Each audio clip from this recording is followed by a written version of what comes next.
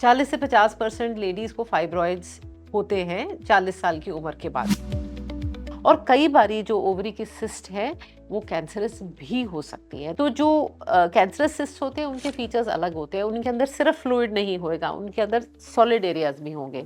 सबसे common symptom fibroid का जो है वो है हैवी ब्लीडिंग। ओवेरी की सिस्ट है उनके साथ अक्सर इर्रेगुलर पीरियड्स ज़्यादा होते हैं या पेनफुल पीरियड्स ज़्यादा होते हैं। हैवी पीरियड्स भी हो सकते हैं बट हैवी पीरियड्स फाइब्रॉइड्स की ज़्यादा सिम्टम कॉमन है और इर्रेगुलर पीरियड्स या पेनफुल पीरियड्स ज़्यादातर ओवरी की सिस्ट्स के। जिन लेडीज को फाइब्रॉइड्स होते हैं, जब हम उनकी हिस्ट्री पूछते हैं तो अक्सर ऐसा पता लगता है उनकी मदर को भी फाइब्रॉइड्स थे, उनकी नानी को भी फाइब्रॉइड्स थे। अगर छोटे साइज की सिस्ट है तो उसको छोड़ देते हैं। उस कुछ ब्लड टेस्ट होते हैं जिनको करके देख लेते हैं, कैंसर मार्कर्स जो बोलते हैं। तो अगर वो नॉन कैंसरस लग रही है तो उसको छोड़ देते हैं। हाँ, अगर सिस्ट का साइज बड़ा है तो फिर उसको रिमूव करना पड़ता है। सेहतनामा में आज बात रसौली पर, फाइब्राइड्स पर, सिस्ट पर, क्योंकि बहुत ही कॉमन है ये महिलाओं में और ख़ासकर 40 की उम्र के बाद महिलाओं में रसौली की या फाइब्राइड्स की या सिस्ट की प्रॉब्लम बढ़ जाती है। ऐसा क्यों होता है? हमारे साथ senior gynaecologist doctor Lovleen Sodhi हैं। उनके साथ हमने फाइब्राइड्स पर और सिस्ट पर कुछ वीडियोस पहले भी बनाए हैं, काफ़ी पहले, और बहुत पॉपुलर है वो वीडियो। डिस्क्रिप्शन में उनका लिंक दिया हुआ है, आप वो भी देख सकते हैं। Welcome ma'am. Thank you. So आपके फाइब्रॉइड्स और सिस्ट रसौली की जो हमने बात की थी वो वीडियो काफ़ी पॉपुलर है और बहुत सारे उसमें क्वेश्चंस भी हैं। लेकिन जब मैं आपसे डिस्कस कर रही थी तो आपने कहा कि 40 के बाद बहुत कॉमन है महिलाओं में बिल्कुल। रसौली का होना। तो ऐसा क्यों है? देखो, जैसे जैसे उम्र बढ़ती जाती है तो एक तो है फाइब्रॉइड्स। फाइब्रॉइड्स तो बहुत ही कॉमन है। 40 से 50% लेडीज को फाइब्रॉइड्स होते हैं 40 साल की उम्र के बाद। मतलब हम 40 से 50 साल की अगर लेडीज, आम जनता में हम लोग अगर अल्ट्रासाउंड करें तो 100 में से 40 को करीब रसौलियां होंगी, फाइब्रॉइड्स जो है ना। 40%। हाँ, ये जैसे गांठें बन जाती हैं यूट्रस के अंदर, है ना। और ज्यादातर इनके कोई सिम्टम भी नहीं होता और बस आप अल्ट्रासाउंड करेंगे तो आपको नजर आएगा। हाँ, कुछ लोगों को सिम्टम्स हो सकते हैं बट ज्यादातर। दूसरी होती है ओवरी की सिस्ट्स। तो ओवरी की सिस्ट क्या होती है? जब एग बनता है, जब 40-50 इयर्स की एज ग्रुप में आके एग बनना इर्रेगुलर हो जाता है। कई बारी एग बनता है लेकिन बर्स्ट नहीं होता है, रप्चर मतलब होके ओवरी से निकलता नहीं है, जब तो वहां मेनोपॉज पे की पेरीमेनोपॉज चल रहा है पेरीमेनोपॉज या के टाइम। मेनोपॉज होने वाला है। हुँ। तो इस तरह की इर्रेगुलैरिटी, एग बना, एग रिलीज़ नहीं हुआ तो वो वहाँ पे एक बड़ा-सा बबल बन जाता है, बलून बन जाता है जिसको हम सिस्ट बोलते हैं ना। तो ओवरीज़ में सिस्ट्स जो कि बिनाइन या हम कहते हैं नॉन कैंसरस और जिनकी कोई ख़ास ऐसी इम्पोर्टेंस नहीं होती, वो आती हैं, बनती हैं, फिर ख़त्म हो जाती हैं अपने आप से।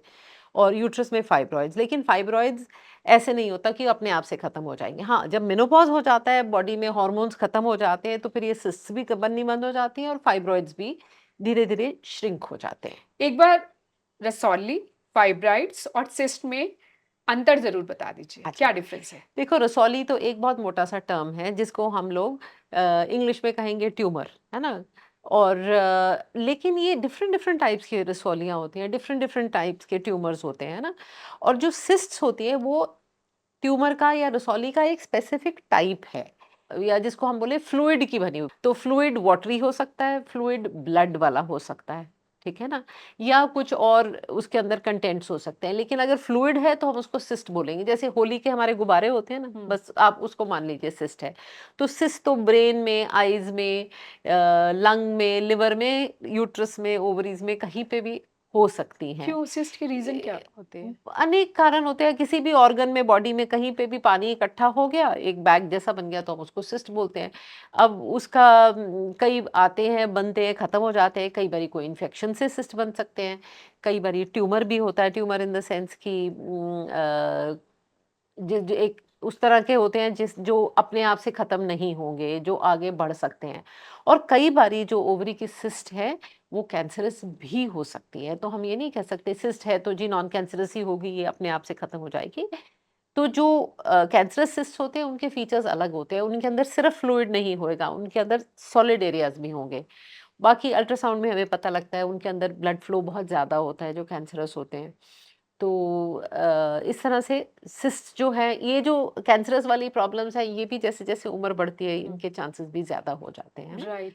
तो कुल मिला के 40 प्लस पे कुछ नॉन कैंसरस, कुछ कैंसरस टाइप के ट्यूमर्स या रसौलियाँ बढ़ जाते हैं, बट मोस्ट ऑफ देम, ज़्यादातर नॉन कैंसरस होते हैं, चिंता वाली बात होती होती नहीं है। किस जगह पर है ये वाली 40 के बाद जो रसौली यूट्रस या में फाइब्राइड्स फाइब्रॉइड, होती हैं? यूट्रस में फाइब्रॉइड, ओवरी में सिस्ट। अंडेदानी जो ओवरी है उसके अंदर सिस्ट बनती है और यूट्रस के अंदर फाइब्रॉइड बनता है ना? और यूट्रस के अंदर जो कैंसर बनता है वो रसौली का फॉर्म यूजुअली नहीं लेता है, जिसमें जैसे रसौली में हमारे दिमाग में एक इमेज होती है कि ऐसे कुछ गांठ या बड़ा सा कुछ होगा, है ना? तो यूट्रस के जो सबसे इंटरनल कैविटी में जहाँ पे कैंसर बनता है वो इस तरह का रूप नहीं लेता, वो उसके अंदर सिर्फ यूट्रस की अंदर की लेयर्स थिक हो जाती हैं, वहाँ से इरेगुलर ब्लीडिंग शुरू हो जाती है। तो जब हम रसौली की बात करते हैं तो यूट्रस के अंदर जो है सिस्ट वो सॉलिड गांठें होती हैं, मास जैसे बढ़ जाता है, और ओवरी में पानी की भरी हुई थैलियाँ बन जाती हैं। राइट।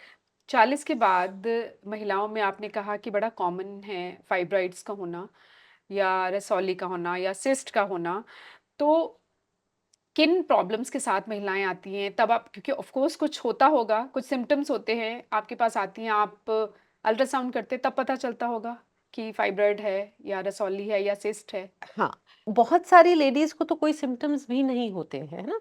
या फिर अगर कॉमन सिम्पटम्स की बात करें, जब रसौलियाँ इतनी बड़ी हो जाती हैं कि अंदर परेशान करने लगे, तो सबसे कॉमन सिम्पटम फाइब्रॉइड का जो है वो है heavy bleeding. Hmm. Number of days बढ़ जाते हैं, ब्लीडिंग ज़्यादा दिन के लिए होते हैं, नंबर ऑफ पैड्स जो जो यूज़ करने पड़ते हैं वो बढ़ जाते हैं, है ना? और पेनफुल पीरियड्स भी कई बारी होने शुरू हो जाते हैं। जब बिल्कुल यूट्रस की इंटरनल कैविटी के अंदर जो रसौलियाँ होती हैं, उनमें कई बारी इर्रेगुलर ब्लीडिंग भी होती है, कि जैसे पीरियड्स नहीं है, पीरियड्स आके खत्म हो गए और अचानक से फिर ब्लीडिंग, जिसको हम बोलते हैं इंटरमेंस्ट्रुअल ब्लीडिंग, कि पीरियड्स के बीच के दिनों की ब्लीडिंग, है ना? तो ये तो फाइब्रॉइड्स के आम सिम्पटम्स हो जाते हैं। और जो हम 40 टू 50 इयर्स की लेडीज़ की बात कर रहे हैं। और जो ओवेरी की सिस्ट्स है उनके साथ अक्सर इर्रेगुलर पीरियड्स ज़्यादा होते हैं या पेनफुल पीरियड्स ज़्यादा हुँ। होते हैं। हेवी पीरियड्स भी हो सकते हैं, बट हेवी पीरियड्स फाइब्रॉइड्स की ज़्यादा सिम्पटम कॉमन है, और इर्रेगुलर पीरियड्स या पेनफुल पीरियड्स ज़्यादातर ओवरी की सिस्ट्स की ओके, निशानी तो होती इन है। लक्षणों के साथ आपके पास महिलाएँ आती हैं, लेकिन 40 के बाद क्यों इतनी कॉमन है फाइब्रॉइड्स? कोई वजह होती है कि एजिंग एजिंग हुँ, है ना? हर बॉडी का हर पार्ट उम्र के साथ में प्रॉब्लमैटिक हो जाता है। यूट्रस की जो लेयर्स होती हैं, मसल लेयर्स होती हैं यूट्रस में, उनके अंदर कहीं-कहीं पे थिकनेस बढ़ जाती है ना? हुँ, तो जस्ट दिखाने के लिए कि इस तरह से ये रहता है यूट्रस, दोनों तरफ हैं फलोपियन ट्यूब्स और दोनों तरफ ये ओवरीज़ हैं, है ना? तो जिस तरह से ये फाइब्रॉइड है, एक गाँठ है, और कई बारी ये फाइब्रॉइड्स बहुत बड़ी है, इसमें तो ये छोटी-सी मॉडल में बनाई हुई है। कई बारी ये गाँठें बड़ी हो जाती हैं, 5 सेंटीमीटर, 6 सेंटीमीटर, 8-10 सेंटीमीटर्स, और कई बारी 10-10, 12, 15, 20 रसौलियाँ एक यूट्रस के अंदर हो सकती हैं। जितनी ज़्यादा रसौलियाँ होंगी, उतने ज़्यादा सिम्पटम्स आएँगे। और फाइब्रॉइड जो बाहर की साइड ग्रो करता है, कई बारी उसका कोई भी सिम्पटम नहीं आता। जो अंदर की साइड ग्रो करता है, तो 1 सेंटीमीटर की छोटी-सी भी रसौली होगी, जब अंदर की साइड ग्रो करेगी, तो यहाँ से ब्लीडिंग होनी है। ये इंटरनल कैविटी है, यहाँ से ब्लीडिंग, तो यहाँ पे एक छोटी-सी भी रसौली होगी, तो वो ज़्यादा तंग करेगी। ठीक है ना? और ओवरी यहाँ पे है, तो यहाँ पे जो है एग बनता है हर महीने, एग रिलीज़ होता है। अगर एग टाइमली ना रिलीज़ हो, कई बारी वो ट्रैप हो जाता है, तो वो सिस्ट बन जाती है, बलून जैसे बन जाता है। लेकिन कैंसर भी जो है ओवरी में यहाँ पे बनने का चांस होता है। तो अगर सिस्ट है तो एक प्रॉपर चेकअप, अल्ट्रासाउंड, कई बारी हम लोग एमआरआई वगैरह भी कराते हैं, ब्लड टेस्ट कराते हैं, तो then we have to decide कि ये कैंसरस हो सकती है या नहीं हो राइट। सकती है। तो कोई तरीका है अब मैं इलाज पे भी बात करूँगी कि इसका फिर इलाज क्या होता है, लेकिन कोई तरीका है कि 40 के बाद महिलाओं में ना हो फाइब्रॉइड्स? बच सकते नहीं, हैं? ऐसा कोई तरीका नहीं है। अपने हाथ में नहीं है कुछ, ये। हाँ, कुछ जेनेटिक टेंडेंसी होती है। फाइब्रॉइड्स, जिन लेडीज़ को फाइब्रॉइड्स होते हैं, जब हम उनकी हिस्ट्री पूछते हैं, तो अक्सर ऐसा पता लगता है उनकी मदर को भी फाइब्रॉइड्स थे, उनकी नानी को भी फाइब्रॉइड्स थे, है ना? सो एक जेनेटिक टेंडेंसी होती है। दूसरा, ओवरवेट लेडीज़ में, जिनके अंदर एस्ट्रोजन हार्मोन ज़्यादा बन रहा है, उनमें भी चांसेस ज़्यादा होते हैं फाइब्रॉइड्स बनने के। और जिन लेडीज़ को कभी प्रेगनेंसी नहीं हुई होती, उनके यूट्रस में फाइब्रॉइड्स होने के चांसेस थोड़े ज़्यादा हो जाते हैं। अब यूट्रस में फाइब्रॉइड हो और ओवरीज़ में सिस्ट। सिस्ट हो, दोनों का इलाज क्या हो कब आप इलाज करते हो और कब क्या सिर्फ़ मेडिसिन से इलाज होता है या सर्जरी करनी पड़ती है? पहले हम बात करेंगे फाइब्रॉइड्स की, है ना? तो फाइब्रॉइड्स के अगर तो कुछ भी सिम्पटम नहीं है, जैसे मैंने कहा कि बहुत सारी लेडीज़ को फाइब्रॉइड्स होंगे और सिम्पटम कोई भी नहीं होगी, तो वो छोटी-मोटी नुकसान नहीं साइज़, करती? कुछ कोई नुकसान उसको नहीं है पड़े उनसे, रहने दिया उनको जाना हम चाहिए। We can just leave them alone. साल 2 साल में अल्ट्रासाउंड रिपीट करके देख सकते हैं कि ये बढ़ तो नहीं रहा है ना? अच्छा, तो फिर जैसे मैंने बताया जो अंदर की साइड होंगी वो ज़्यादा परेशान करेंगी, छोटी भी होंगी तो भी तंग करेंगी, मेनली हेवी पीरियड्स और इर्रेगुलर ब्लीडिंग, है ना? फिर अगर इस तरह की रसौली होगी जो हेवी पीरियड्स अगर हम ट्रीट नहीं करेंगे तो एक तो परेशानी बहुत है, दूसरा फिर हीमोग्लोबिन कम होगा, अनीमिक हो जाएँगी और अनेक प्रॉब्लम्स आएँगी। तो अब वो डिपेंड करता है कि फैमिली कंप्लीटेड है कि नहीं। लेडी को इच्छा है कि नहीं कि अभी उसको और बेबी करना है और प्रेगनेंसी करनी है ना? तो अगर उसको प्रेगनेंसी और करने की इच्छा है, यूट्रस रिटेन करने की इच्छा है, तो फिर हम सर्जिकली फाइब्रॉइड्स को रिमूव कर सकते हैं, जिसको हम कहते हैं मायोमेक्टमी। और अगर फैमिली कंप्लीट है और बड़े-बड़े फाइब्रॉइड्स हैं, बहुत परेशान कर रहे हैं, तो फिर हम अक्सर यूट्रस को ही रिमूव कर देते हैं, हुँ। जिसको कि बोलते हैं हिस्टेक्टमी। और लेकिन मेनोपॉज़ से पहले वाली लेडीज़ में अगर हम यूट्रस भी रिमूव करें, तो हम ट्यूब्स को तो साथ में निकाल देते हैं, लेकिन ओवरीज़ को नहीं निकालते, क्योंकि ओवरीज़ ने तो हार्मोन प्रोडक्शन करनी है till the age of menopause. So we remove only uterus, tubes, but ovaries को हम लोग नहीं निकालते, है ना?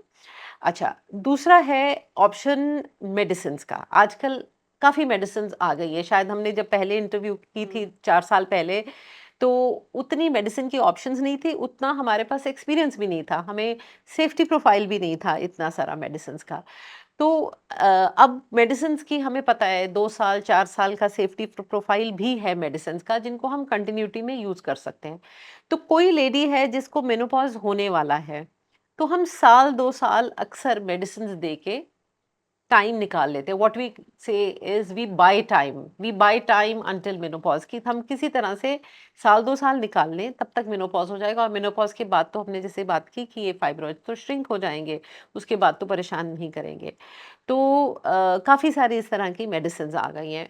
यंगर एज ग्रुप में जिन लेडीज़ को प्रेगनेंसी चाहिए होती है, तो उनमें भी हमें अगर लगता है कि अब साल 2 साल के बाद प्रेगनेंसी करनी है, फाइब्रॉइड्स बढ़ रहे हैं या फाइब्रॉइड का साइज़ बढ़ रहा है, इतना भी नहीं है कि हम सर्जरी करें, तो भी हम उनको कई बारी मेडिसिन्स दे देते हैं कि मेडिसिन देके थोड़ा-सा टाइम निकल जाए। अदरवाइज़ आज के ज़माने में फाइब्रॉइड्स की सर्जरी जो है, वो it is a very safe surgery. दूसरी कुछ और ऑप्शंस भी होती हैं, जिसको जैसे कहते हैं हम यूट्राइन आर्टरी एम्बोलाइजेशन, या एक हाईफू करके हाई फ्रीक्वेंसी अल्ट्रासाउंड वगैरह हुँ, होते हैं। तो यूट्राइन आर्टरी एम्बोलाइजेशन में क्या होता है, जहाँ से यूट्रस की ब्लड सप्लाई है, जैसे यहाँ से दोनों साइड नीचे यूट्रस की आर्टरीज एंटर करती हैं और ये फिर पूरे यूट्रस को ब्लड सप्लाई करती है। तो यहाँ से जो है यूट्रस की ब्लड सप्लाई को जो जो पार्ट फाइब्रॉइड को ब्लड दे रहा है, वहाँ पे जाके उसको ब्लॉक कर देते हैं। जब फाइब्रॉइड की ब्लड सप्लाई ब्लॉक हो जाएगी तो फाइब्रॉइड श्रिंक हो जाएगा। राइट। ठीक है। तो लेकिन ये जो यूट्राइन आर्टरी एम्बोलाइजेशन ऐसा नहीं है कि ये एक परफेक्ट प्रोसीजर है, हम सर्जरी भी अवॉइड कर लेंगे, हम दवाइयाँ भी अवॉइड कर लेंगे। इसके अपने कुछ डाउनसाइड भी हैं।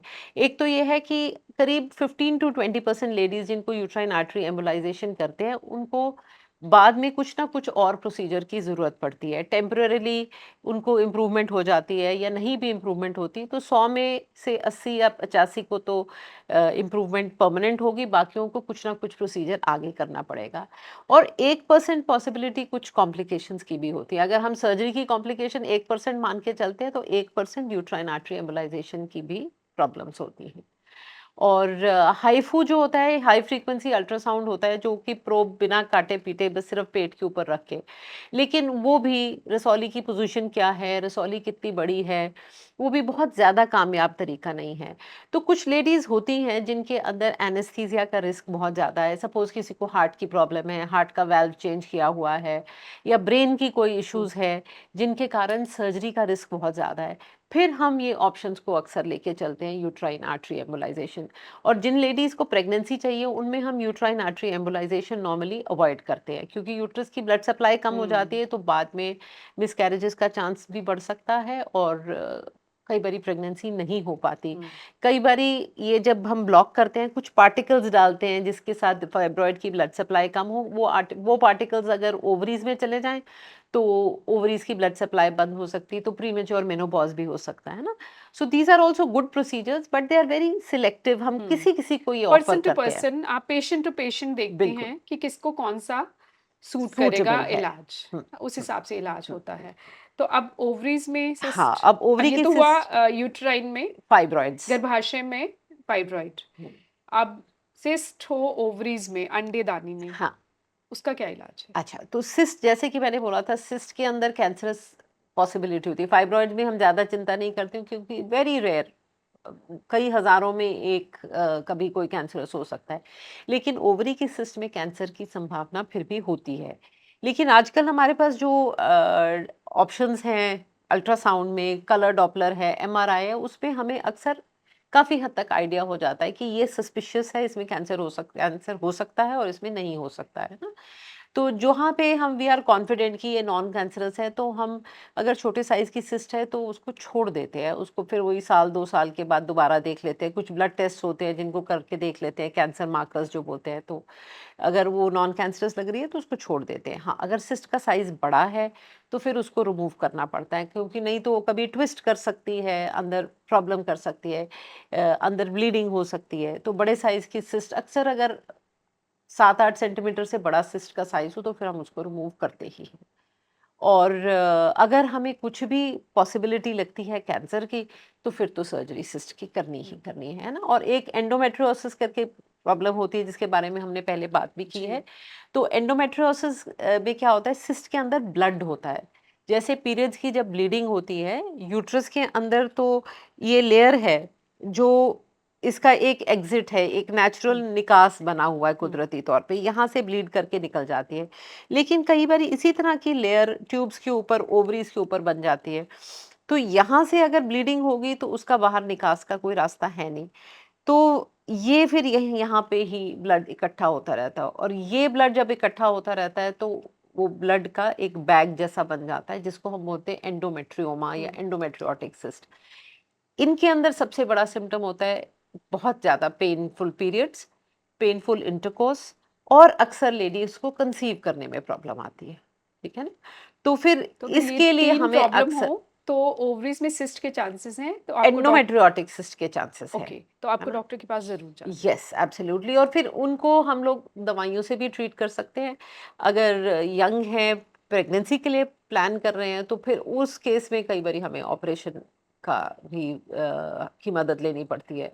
और और 40 के अगर बाद अगर ओवरीज़ में सिस्ट है तो? उसका 40 के क्या बाद इलाज में, है? जैसे मैं कह हुँ, रही हूँ कि अगर हमें लगता है नॉन कैंसरस हैं तो हम उनको छोड़ देते हैं, नॉन कैंसरस हैं लेकिन बड़ी हैं तो हमें सर्जरी करनी पड़ेगी।